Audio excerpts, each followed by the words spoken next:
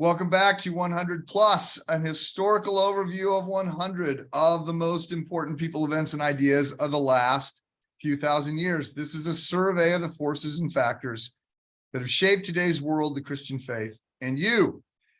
Today's lecture is a discussion. I am going to be talking again with Dave Moore, and we're going to be discussing the most important theologians and books of the 20th century. So let me just pause here and say, David, welcome back. Good to see you. Thanks for doing this. My pleasure. So, David, as you know, but as those of you who are listening may not, in a previous discussion just a few podcasts ago, we were talking about the 19th century. And if you heard that, you know that Dave is the founder and president of Two Cities Ministries in Austin, Texas. By the way, I talked with our mutual friend in Austin this morning, and it was 50 in Austin at like 8 o'clock in the morning, 54 here. Supposed to get up to like 73 in Austin, wow. 79 in Chicago. Hey, pretty good. Not many times when Chicago can claim better weather than, although arguably July and August, we can claim better weather. It's not 120. Anyway, David has written 4 books, most recently Stuck in the Present, How History Frees and Forms Christians, which we did talk about on a previous podcast. He is working on a YouTube channel called More Engaging, which will feature some of the insights of his writing and his interviews with over 200 writers, including 3 Pulitzer Prize winners and William Buckley. And as I said in the previous introduction of you, David, I'm not entirely certain you check the box for the most important aspect of being a guest on a podcast, and that is that you make the host look smart. But we're going to go with it. Last time I asked you on because you had just sent out your list of books that you had read in the previous year, and you were talking about your list of 250, the next 250 books that you were going to read. By the way, I think this, I'm not going to stand by this stat, but it's something like 40% of Americans haven't read a book since their high school graduation. So that sounds low. Pardon? That sounds low. You're ahead of those people for sure. So when we talk about the 19th century, talked about key theologians, you mentioned Charles Hodge, B.B. Warfield, J. Gresham Machen, Schleiermacher, and Dostoevsky. I mentioned Schleiermacher, Darby, John Henry Newman, Abraham Kuyper, B.B. Warfield, Dostoevsky, and a second Abraham Lincoln for his second inaugural address. And you said no fair, you would have added him as well. Yes.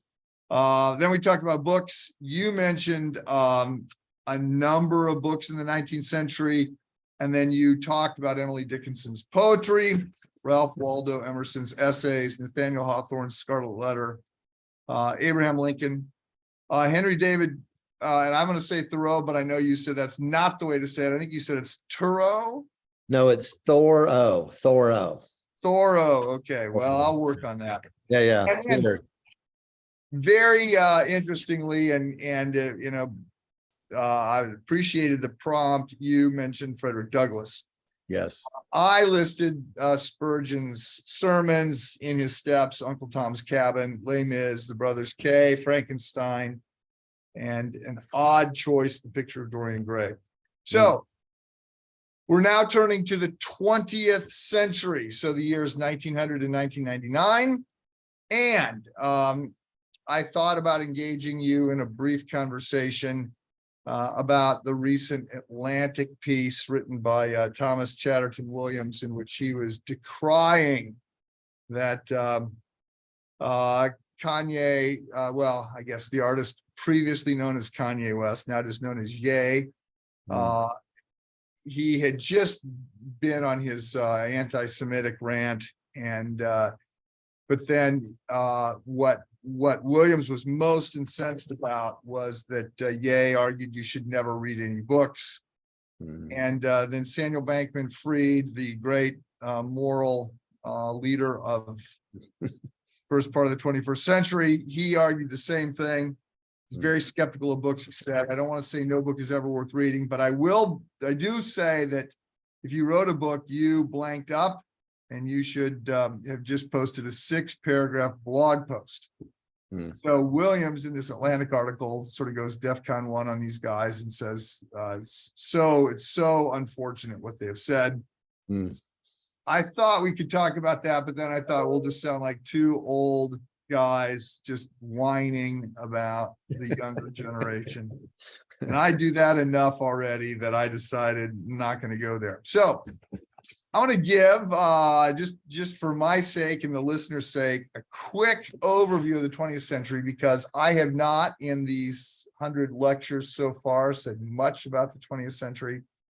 So just to frame our discussion about the more important theologians and books of the 20th century, I'm just going to remind people by walking through these 10 decades. And it truly, I mean, the pace has picked up as we study. Now we've got more of the information, but the rate of change, so consequently, the more significant kinds of events taking place and some of the more significant, the difference between 1900 and 1999 is just so much greater than the difference between I don't know, certainly than 1800 and 1899, but so much more significant, perhaps than 1200 to 1599 or 1799. Anyway, so when it opens, Britain rules the global empire. When it closes, Britain, not so much, although they seem to be dominating the news as we march towards the coronation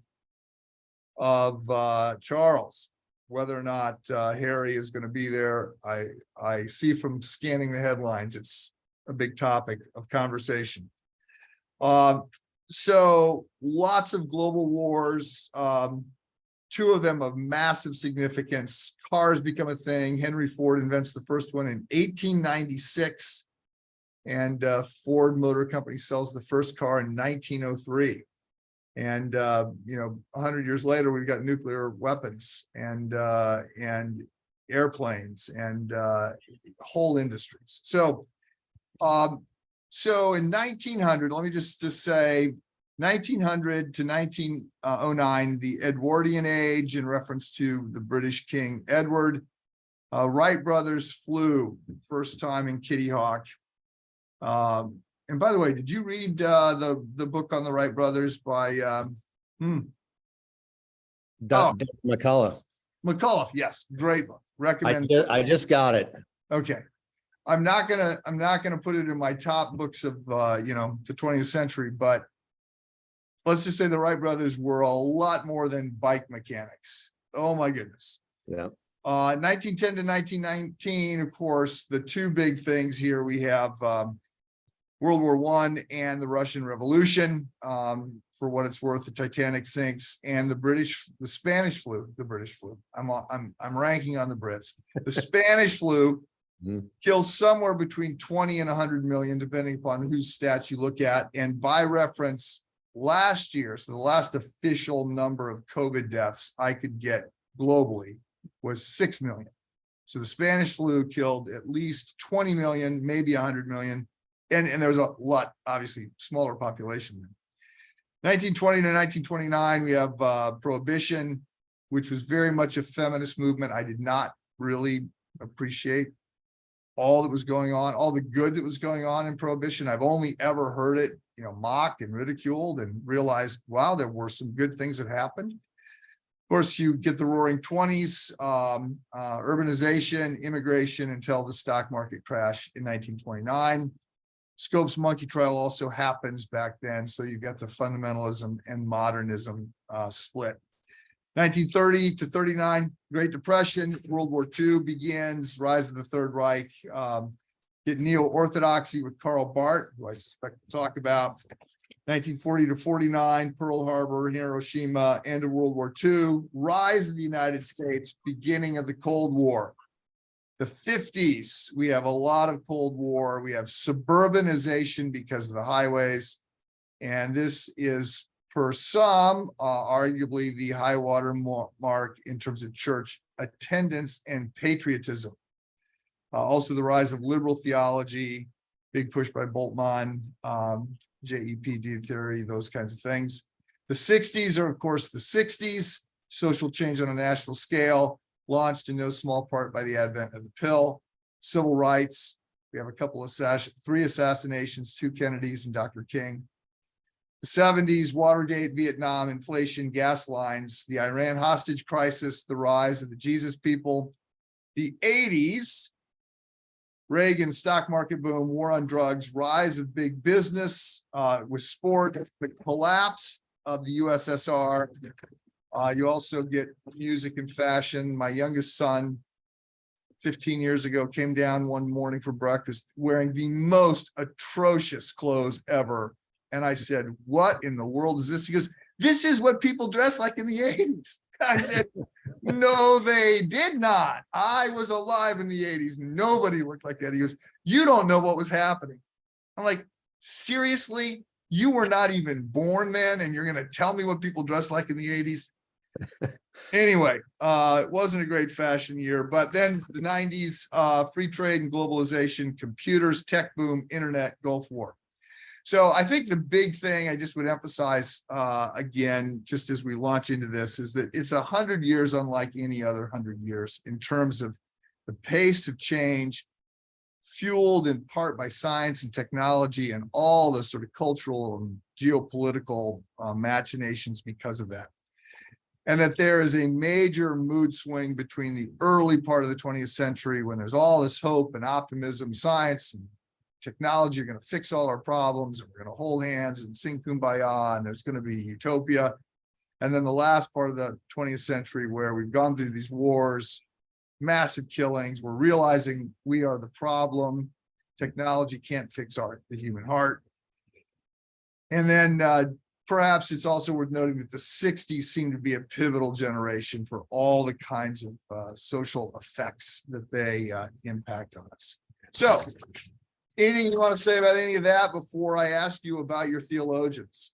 Yes, a couple things. One, just to tweak a little bit on the Henry Ford comment, he's actually not technically the inventor of the car, but he's actually the person that came up with a way to mass market the assembly line thing. He gets the credit for being the inventor, which maybe just misspoke, but it's a brilliant thing, and that causes all kinds of kind of like the printing press in a lot of ways. I mean, I think the car has done more in ways that we don't understand for kind of even things like loneliness and lack of community, because now you can kind of, go off 50 miles to a church where you leave your community by a long shot and all that sort of stuff. And just the whole idea that you now have young people who can hop in the backseat of a car away from the gaze of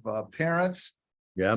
Yeah. I mean, yes, the car changed a lot. And all these, when I was reading about how self-driving cars might change things, it almost starts to approach that kind of magnitude again, because it just changes so much about city life and other things. But the other thing about prohibition that's interesting is that a lot of the most conservative Christians, J. Gresham Machen et al., were actually against prohibition because they felt like it actually was undermining the veracity of Scripture, because it was arbitrarily coming up with something that wasn't really biblical. And so even though prohibition had some positive effects, like with the temperance movement, and obviously a lot of these women that started it had louses for husbands that were squandering their money, buying drink and stuff. It is an interesting sidelight that some of the most conservative Christians were actually opposed to it. And I did not know that. And I sort of feel now like I just don't know anything about prohibition, because what I knew was the way it was presented, in high school and other things in college. It's just this crazy morality play, ill-conceived, a bad effort to make it an amendment, actually change the Constitution. It didn't work. But Tim Stafford had an article, I think he maybe wrote a book about the prohibition movement, and he started by saying, okay, everything I thought I knew about this, I was wrong. There was actually some good things that came Mhm. out of it. Oh, sure. Alcoholism was a real problem at the time. Yeah, So anyway, yeah, definitely. okay, so as before, what we're doing here largely is talking about you're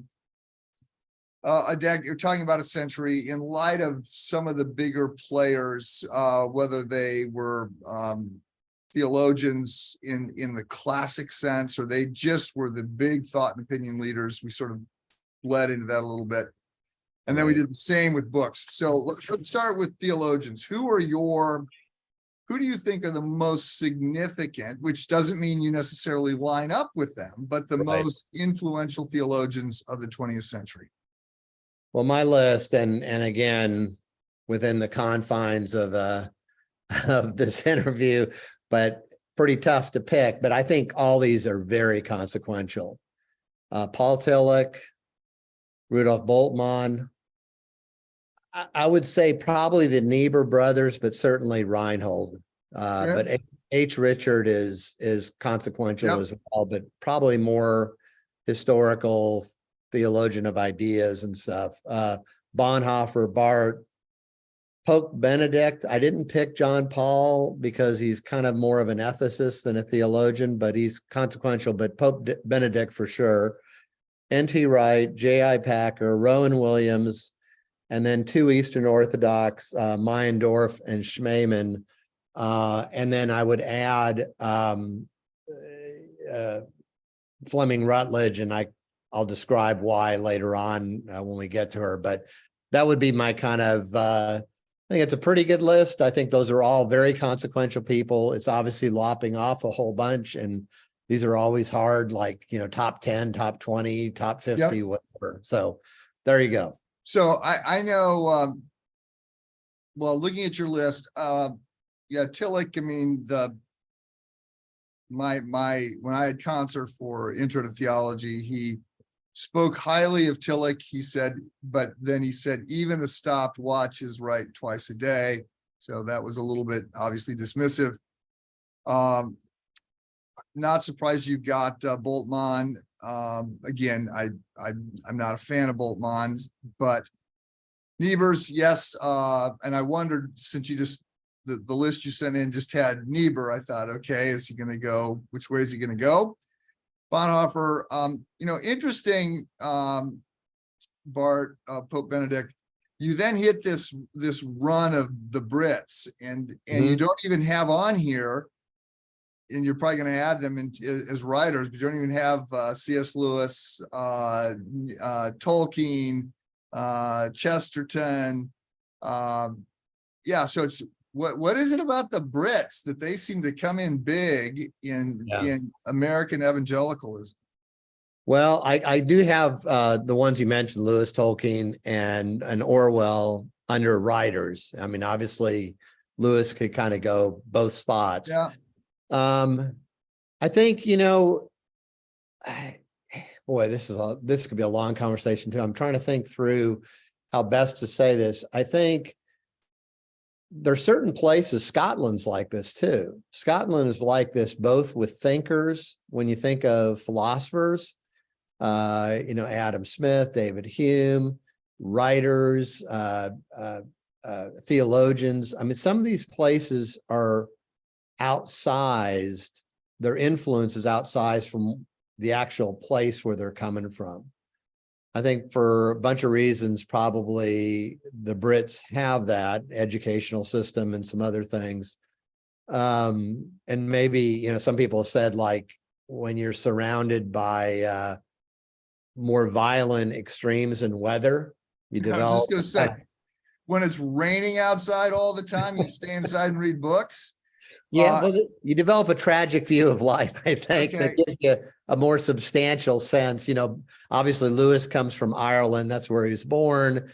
Irish are great storytellers. I think there's a bunch of things working there that produce great substantial writing, whether it's theologians or writers. It sort of begs the question also, how much do they play off of each other, and how much do they become more significant because they are I don't want to say it's, it's like you become a better tennis player because you're playing tennis against a better tennis player, but how much is it that you are raising your game because you're being exposed to more?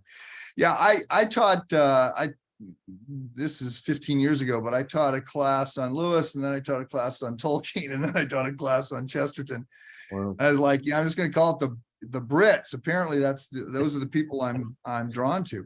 Yeah. So I have a Rowan Williams story. I was at Cambridge. When he stepped down from being the Archbishop of Canterbury, he became the president of one of the colleges at Cambridge. And I was there at the Tyndale House studying, and I'm walking across campus. And as I'm walking across campus, this guy, and I literally thought he was homeless. He comes out next to me and he's pushing a grocery, cart. And I look over at him and I realize, I go, oh my goodness, this is Rowan Williams. And I look at him and I'm like, yeah, no, I'm positive this is Rowan. What is he doing? And I introduced myself. I said, Dr. Williams, I'm quite taken here that you're pushing this cart, but I know who you are, and I've read some of your stuff, and I'm aware you've had a really challenging last 10 years. What's going on? And he says, well, I'm raising money for a homeless shelter, and I'm hoping that people will ask me what I'm doing pushing this cart, and I can ask them to give money to this homeless shelter. And I'm like, oh, well, I walked right into that one, but I'm thinking, you're not going to raise a lot of money. Just for the record, I gave him some money, but I thought you're going to have to be a little bit more aggressive. I thought that is you should tell those who are listening that he's got a very distinct look with his bushy eyebrows and everything, so that to accentuate the picture, if they look up Rowan Williams, they go, oh my gosh. Right. Just normally he looks like a homeless guy. Right. He was disheveled. He's pushing a grocery cart, and I just am assuming, yep, homeless guy. Now he's obviously very bright. I didn't think about putting him down here. I think I've got his book on Dostoevsky, but I haven't read it. So Ralph Wood told me at Baylor, in fact, one of Ralph's books I'm going to recommend on Flannery O'Connor. But Ralph told me that, and he's a real expert on Flannery O'Connor and Dostoevsky. He said that Rowan Williams' book on Dostoevsky is the best he's ever read. He said it's dense, but I've not read it either, but there's a recommendation. Yeah, well, I bought it, and then I read the first paragraph, and I said, oh, in another life, I'm going to have enough time to do this. I'd love to do it, but it's going to have to get motivated by teaching a class in Dostoevsky or something. So I don't know. I mean, I know Schmemann. Am I saying that right? Yes, it's kind of awkward to say. I've heard Ken Meyer on Mars Hill Audio. He loves this guy, and so I've heard him cited several times. But so if they're, and I don't know this John Mandorf either. So you say they're two Orthodox guys. I've read very little Orthodox theology. I have a recommendation, Mike. So I would recommend, years ago, you might even know him, Daniel Clendenin. Do you know that name? I do not. So Daniel wrote, I'll put these up but he wrote this 2-part series. Is that hitting both sides? Yep, I can see those. So one is a great, Bishop Ware has a good survey of Eastern Orthodox theology, which is good too. But I really like this one a lot. This one that Baker does. I think it's still in print. And then the reader, what he's done is he's taken some of the best thinkers in the Eastern Orthodox tradition, including the ones I mentioned, Losky and others, and given some of their best chapters out of books and whatnot, and kind of thematic stuff. It's really well done. So that's a great introduction. And I think one thing I would add about Eastern Orthodox theology that I appreciate, I did a piece for Touchstone magazine years ago, and they publish Orthodox, Catholic, and then typically classical Protestants. The Orthodox tradition, I think there's a lot about it that I disagree with. But the one thing that I appreciate a lot is that they thought one of the biggest mistakes that was made by the Latin Church, by the West, was the idea of theology moving from the churches to the universities. Now, the rise of universities is hugely influential, net positive, I would say. But I do think on this, they have a strong point. They have never wanted theology to leave the church. So their theologians, one, they're suspicious of systematizing theology, which is a Western impulse. But they're also suspicious when theology gets unmoored from a worshiping environment. So I think there's a couple of those big themes that I think Western Christians could learn some good things from. So I think I will just take a half step back here and remind those of you who have listened to the previous 80 some lectures that the Orthodox Church, capital O Orthodox, not saying that this is, I want to say Orthodox, that this is proper theology or not heretical theology, but it's capital O refers to the Eastern Church. The Great Schism happens in the 11th century. This is before, 400 years, 500 years before the Protestant Reformation, which is a split in the Western Church. So the Eastern Orthodox, the Greek Orthodox, Russian Orthodox, Ethiopian Orthodox, and the fight, the division was arguably the presenting problem was icons, but underlining that was just the big issue between the Bishop of Rome claiming that the church in Rome was over all the other churches, and that was some of the pushback. So yeah.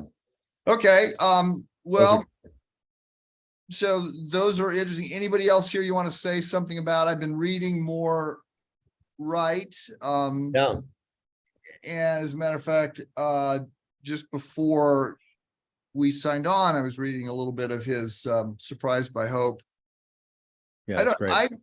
I appreciate Wright. I don't always agree with him. I sort of feel about Wright like I feel about Chesterton, that I wish they had a stronger editor. So I think there's a lot of brilliance, but some of the things could be cleaned up.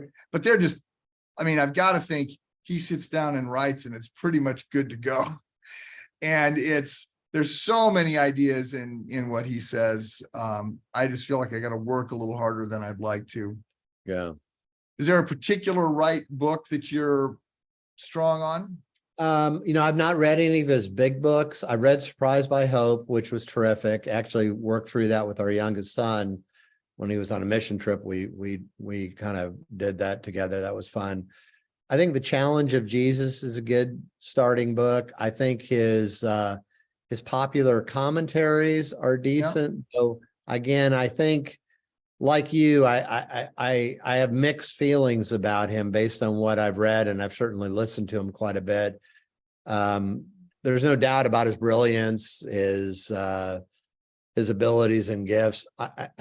What I wonder about, kind of maybe somewhat analogous to what you said, as brilliant as people are, and I won't name names because I could name a number, and I don't want to do that, but I do get a little worried, no matter how gifted a person is, when they're just cranking out book after book after book after book, because I know other people that I think about, and this is a positive, so I'll mention his name, like a Ralph Wood.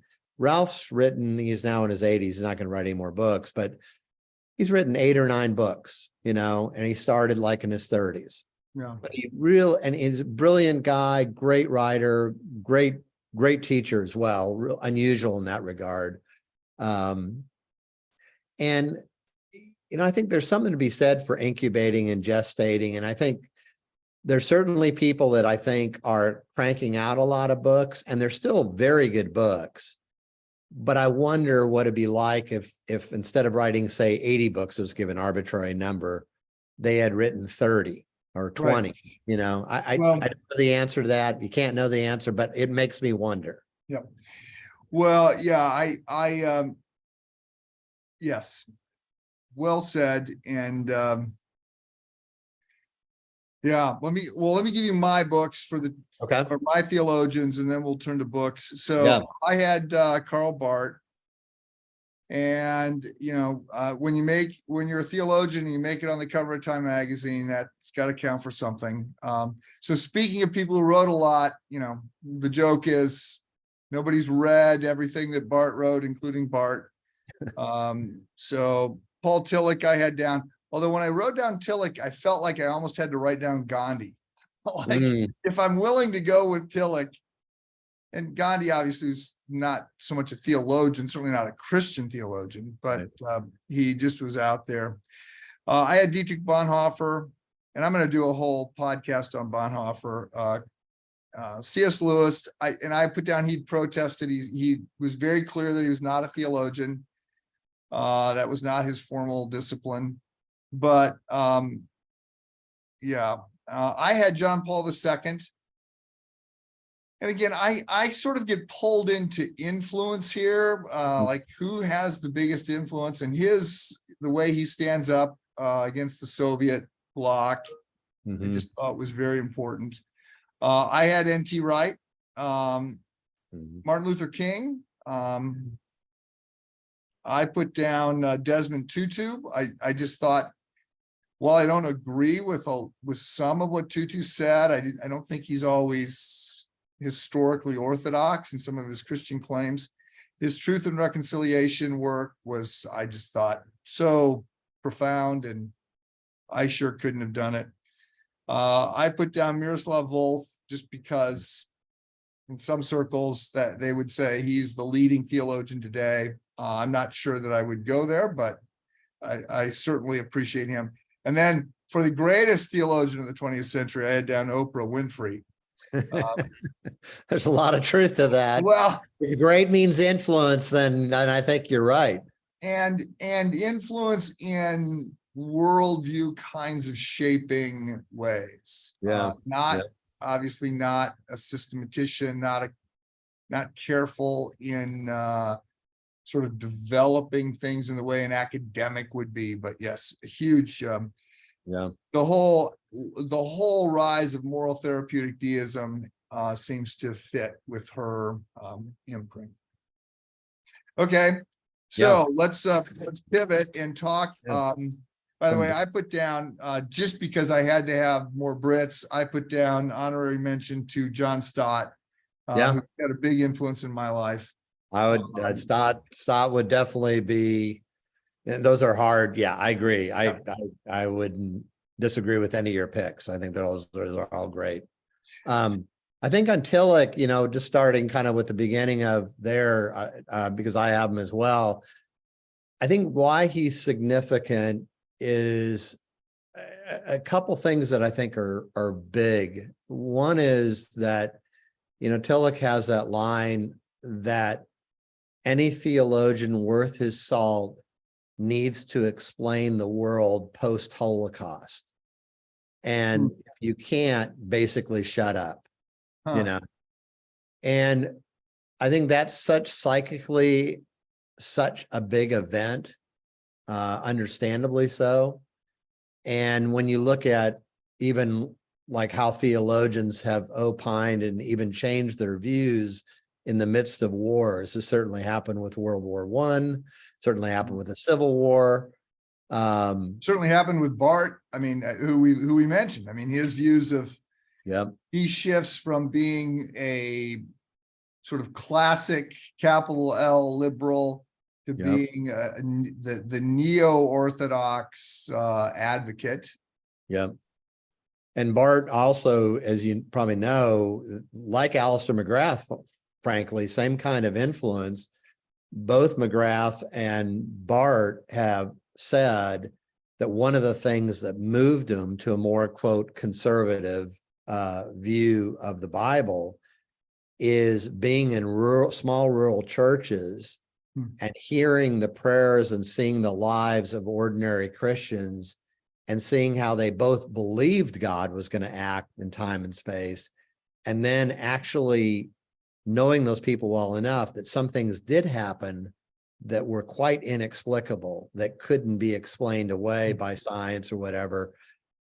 You know, A.N. Wilson's mentioned similar things too, his kind of reconversion to Christianity. So that says a lot. You know, you got these formidable figures that we're talking about, but you've got some no-name people literally in these small towns that were hugely influential on others, you know.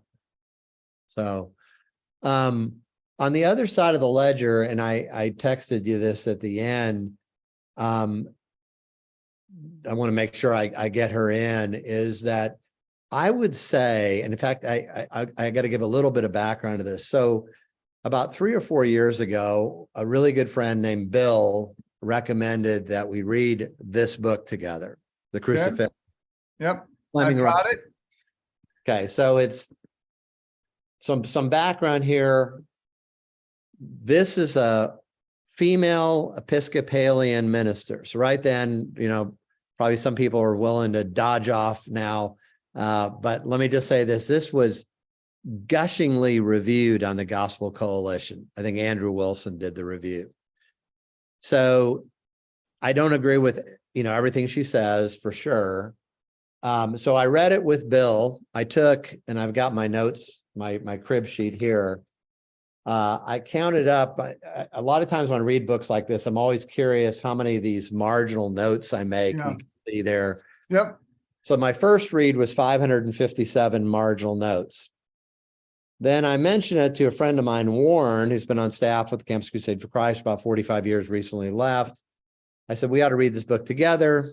I made another 345 marginal notes. So I got now over 900 marginal notes. The other day, I'm meeting with my friend Paul, and he says to me, hey, I just saw this interview with Fleming Rutledge and Russell Moore, maybe one of her last interviews, but it was on crucifixion. I'm thinking about reading it. So I told him, I said, well, I may do a third read of it, but it's going to be a while. I don't know when that's going to be. But I will tell you, Mike, as someone who's read a lot of theology books, and again, I don't agree with her all, but I'll read real briefly. This kind of summarizes kind of my feelings about the book. At the very, very end, on the last page, I wrote, the value of reading a book like this is not just getting great insights. There certainly is plenty of good content. There's also value in picking up what good writing looks like.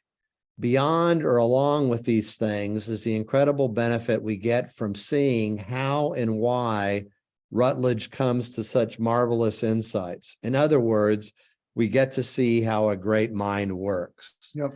And kind of honestly, as a very much a correction to Ye and others who are saying, you know, reading's not important. Reading's not just for pleasure. It's not just for content. We're seeing, like with Chesterton, as you well know, you read orthodoxy and you're almost distracted in a way, in a good way, but it's why it repays multiple reads, because you're not only seeing these brilliant, funny insights with Chesterton or whoever the writer is, but as you're reading it, you're finding yourself going, how does he do that so effortlessly? Yeah, and there's something else I think I've read. So she's got a book on Advent. Is it just called Advent? Yeah. Very good. Yep. Yeah, excellent. Yeah, I've read more of Advent than I have Crucifixion. And yeah, it's in a very different class. As pastors know, one of the surprising challenges of pastoral ministry is that it's always Christmas. You're like, oh my goodness, I got 4 messages I got to give on Christmas. And what am I going to do this year? And I've tried. Swindoll had a line where he says, I've preached Advent messages from every conceivable vantage point, including through the eyes of the camel in the Nativity. And I've written plays. I've done everything. I've interviewed Herod. I've done it all. So I'm always buying stuff on Christmas just because, okay, maybe there's a sermon in here. Maybe there's some idea. Yeah. And when I got a hold of that, so I picked up Advent. I think it was at Asbury Seminary. I was there and it was in a sale, and so I'm going, oh, I didn't know Rutledge at the time. I go, okay, Episcopal priest, New York, and she's in New York, right? I thought this is going to be sort of light, liberal, pablum, but I buy anything I can. And I was just shocked. And I was like, oh, this is a treasure find. So I would say this about some great writers. There is the content, there is great writing and how a mind works. And then there's something disruptive under the surface that you can't even necessarily identify, but you just go, this is moving pieces in my heart. And I can't articulate it, but I think I'm seeing everything differently because of this book. So yeah, I've not read Crucifixion, so I can't say that about Rutledge, but about great writing.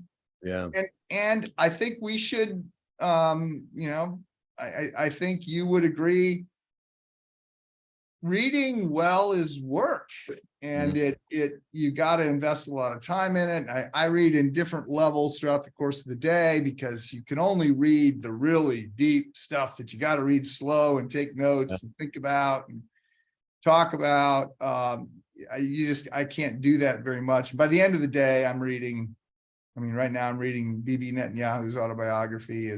That's pretty light, or I read fiction at night, but it is an investment, but it pays for itself. And if you wonder if reading is better than watching, read Neil Postman's Amusing Ourselves to Death and understand how TV and screens fundamentally influence us differently. And no doubt. I've got to keep an eye on the clock. We got to jump. We got what, 15 minutes or so? Yeah, so we need to jump now to books, and I will let you go first. So I gotta pay homage to Lewis. I've read, I think, 10 or 12 Lewis books. I don't know what I would say are my very actually, I think if I had to pick my 3 or 4 very favorites, Mere Christianity, Screwtape Letters, Surprised by Joy, and maybe Great Divorce would be the 4 that would be all vying for that top spot. I think, again, with Lewis, Piper did a thing on this, and so have other people picked up, that you get both the kind of the imaginative, romantic, but you also get the hard edges of reason and rationality. So I think Piper called him a romantic rationalist in a talk. And I think, again, seeing those things put together, I think Chesterton's really strong in that regard as well, where you get kind of the very winsome, very imaginative, but you realize he's kind of very winsomely, but he's just kind of pushing the dagger further into your heart, like making these points. I think Lewis, certainly, I would want to underscore him as a really consequential and influential for me. A doctor, actually, an MD, a family MD, when I was probably early college, gave me a copy of Mere Christianity. So that was kind of my entree into Lewis many years ago. So I'll jump in here and say, when I was first starting to wrestle with faith, I'm probably junior in high school, and my parents and I'm very frustrated by the very liberal church that I was attending, trying to not have to attend. And my parents said, "Look, you need to go talk to the pastor." So I did, and I asked him. He did not believe his statement, because I asked him. I said, "Every week you lead us in saying the Apostles' Creed. I believe in God the Father Almighty, maker of heaven." I went through it. I said, "You don't believe that, do you?" And he said, "I don't." I said, wow. Why do you have us say it? I mean, it's like, what are we doing? You lead us in say this, I believe, but then you don't believe it." He says, "Yeah, I don't believe it."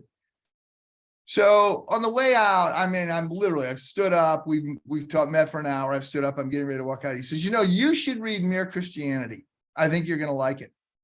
And I thought, well, with a recommendation, with a title like that, Mere Christianity, coming from that guy, I didn't read it for a long time, and people kept talking about it. I'm like, I'm not reading that book. Then when I read it, I was like, why would he recommend this book? I still don't know. But wow, that's anyway, I've handed out many copies of Mere Christianity. same. Yeah. You mentioned Martin Luther King. And again, for me, my first year as a Christian, I don't know how it happened, but I think it was a used bookstore, but I got his collection of addresses, short little paperback called Strength to Love, which was really formative. And yes, I mean, Mike and I know well about the plagiarism charges with his BU dissertation and all the rest, adultery and all that. I would still highly recommend Strength to Love. I think his moral clarity in that book, and again, notwithstanding all the problems, but what he's actually saying in that book is remarkable. And that book did have an early big influence on me. Well, I'm going to do a podcast on King, and I've been doing a little bit of work, and I have heard that we're 4 or 5 years away from the FBI releasing these files that are, were set aside for however many years. And that all kinds of allegations are going to come out. So I'm a little confused and conflicted by that. I do find some of what he's written, and all of which he wrote. I mean, did he die at 35? I mean, he won a Nobel Peace Prize at 29, 68, so like 39, I think. 39. Yeah, so I mean, all this stuff, yes, some of it plagiarized, but profound all the same. Yeah. So yes, I'm a fan. Yeah. I think Orwell is certainly, on writers, when I think of, even as you were given kind of the summary of the 20th century, I think he's a writer that speaks into a lot of those realities, the disruptive nature, government, wars, need for moral courage, clarity, cutting through all the bow jive, the stuff that's just not true, and really incisively laying out which everyone knows is true, but as a lot of people have said, in turbulent and chaotic times, sometimes you need to declare the obvious and say it again, so people go, oh yeah, propaganda is big, obviously in the 20th century. I think Orwell, I mean, obviously the typical book's 1984, but I would recommend Animal Farm as well, and also especially How I Write. I think that little book is exceptional, 120 pages or something. Probably I might as well, I joke sometimes I need to just take a paintbrush and just start stroking the pages, because if you probably looked at the amount of brackets and added it up, you go, well, your brackets pretty much are cover the whole book. I have not read that. I about a year ago I reread Animal Farm, and I was just shocked at how prescient he was on so many things.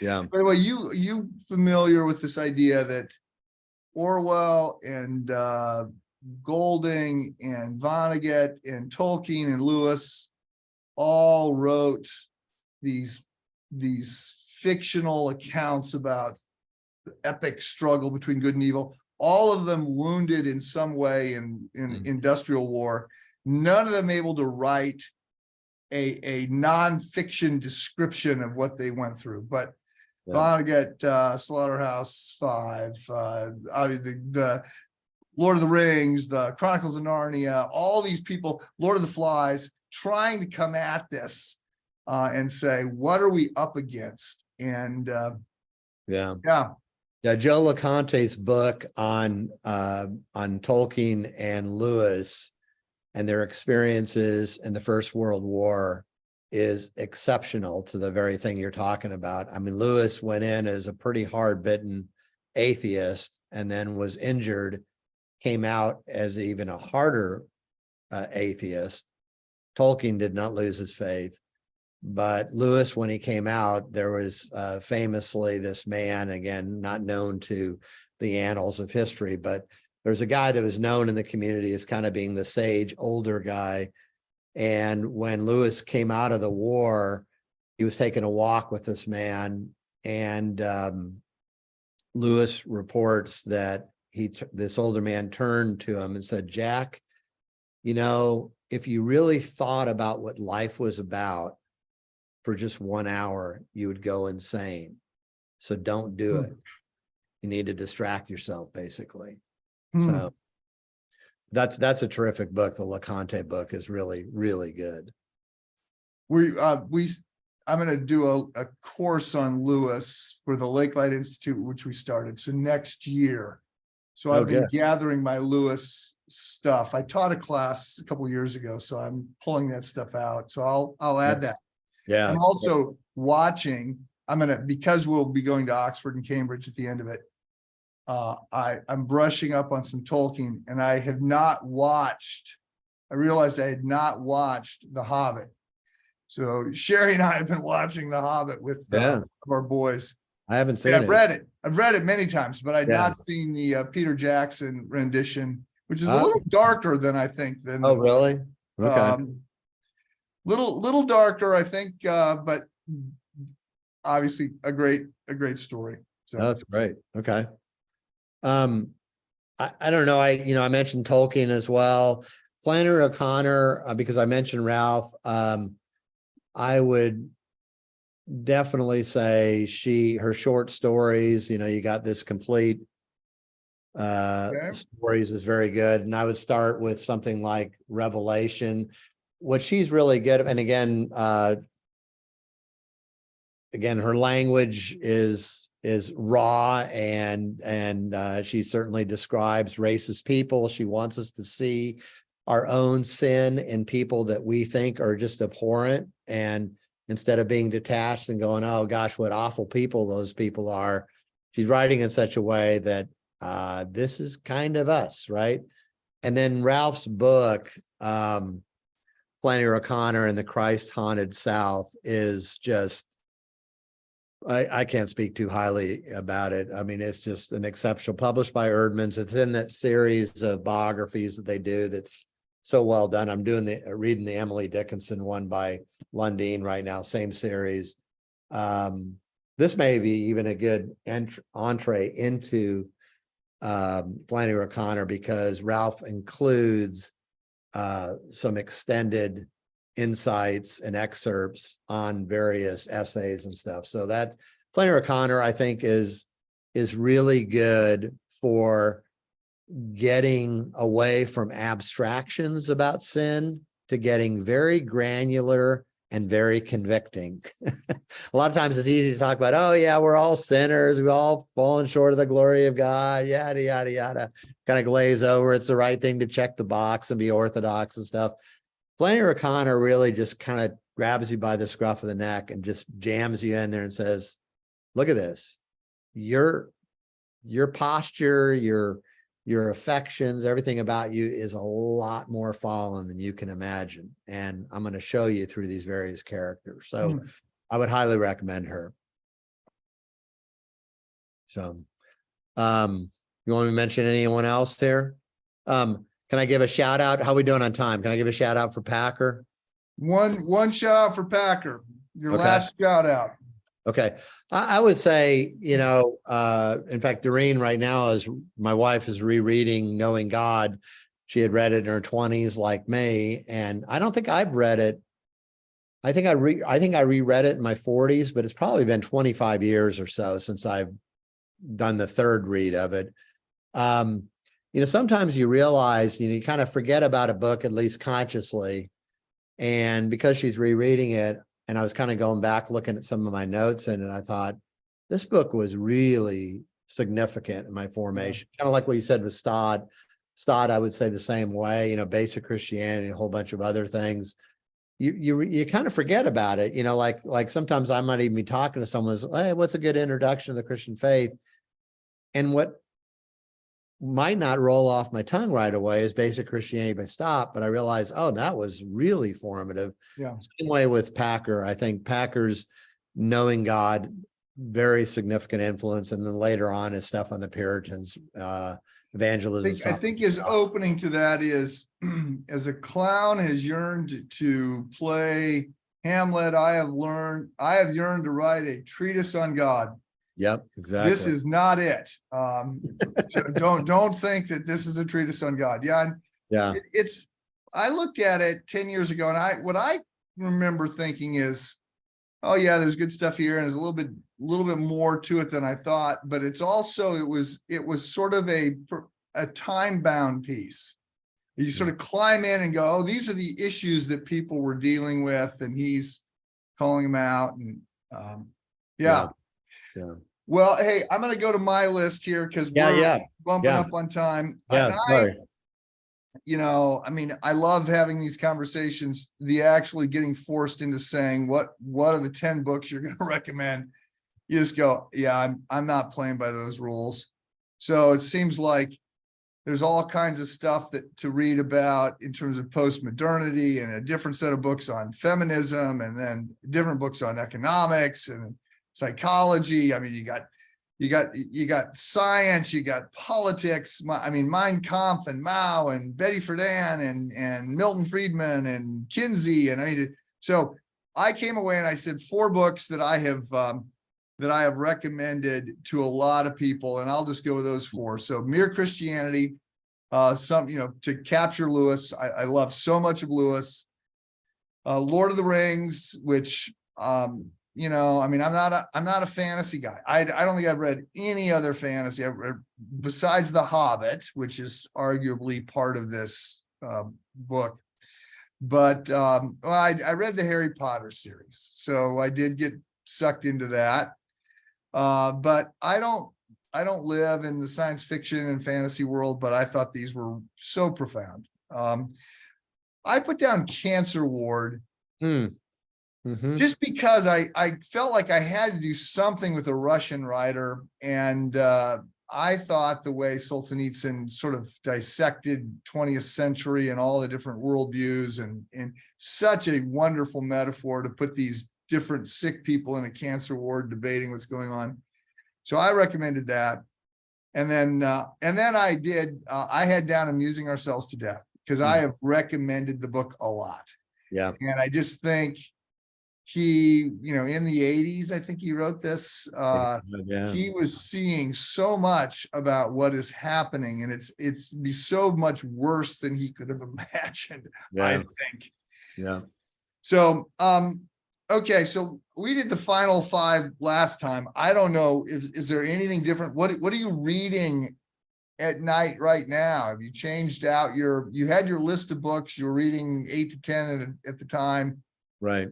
Anything that you read when you're ready to sort of turn your brain off and relax?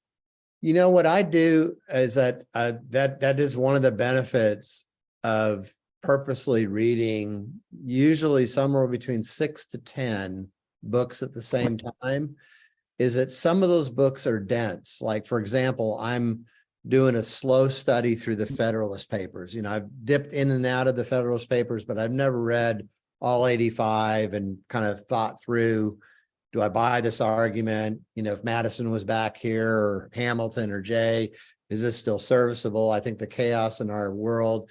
So I'll read something like that. Now, the Federalist paper, I'll read one essay at a time. Hamilton especially is rather, and so is Madison, rather dense writers, a lot of ideas, a lot of things going on. So because I couple that with something that is maybe lighter, like I'm doing a blurb for a friend on his really fascinating rework of his doctoral dissertation that's coming out as a book pretty soon, on how Union Seminary had an oversized influence on Protestant Chinese mid-20th century stuff. He's kind of done a lot of archival work, did it under Alistair McGrath, really remarkable. But that's a faster read, it's just narrative. And so I'll mix up different books. Roger, who you mentioned, our mutual friend, he really wanted me to read Constitution of Knowledge. Yeah, he was pitching me this morning. I said, Yeah.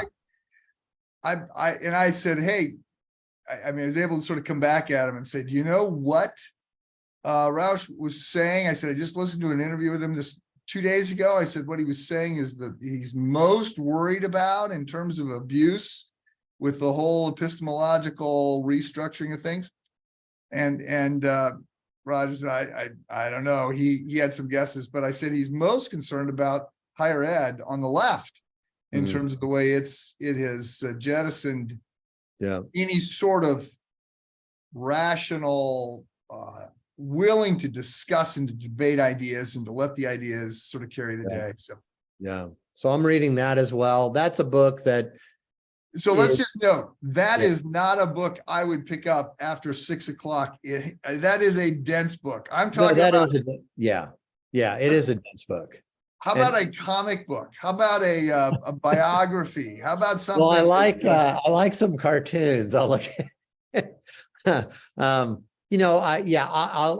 maybe take like our oldest son, his best man for my last birthday, gave me a book, kind of a sci-fi fiction. And I told him, I said, now that's on my stack that I'm just starting. It's very light reading, literally 65 years old. This is my first work of science fiction, probably my last, unless I get hooked. Well, so I just want to say my definition of a book that I will read at night is I do not want a pen in my hand. Yes. If I'm inclined to underline something or to think about it or to scribble the margins, that's a book I'm going to say, no, I am done with that. Yeah. Okay. So we have exhausted, I'm sure exhausted the listeners because there's now another 200 books that they're feeling they should read. Yeah.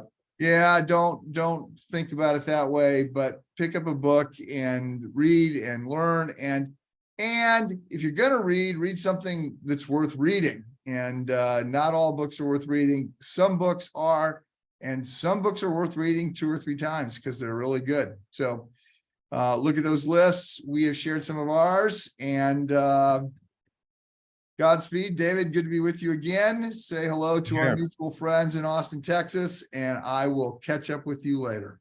Sounds good. Okay.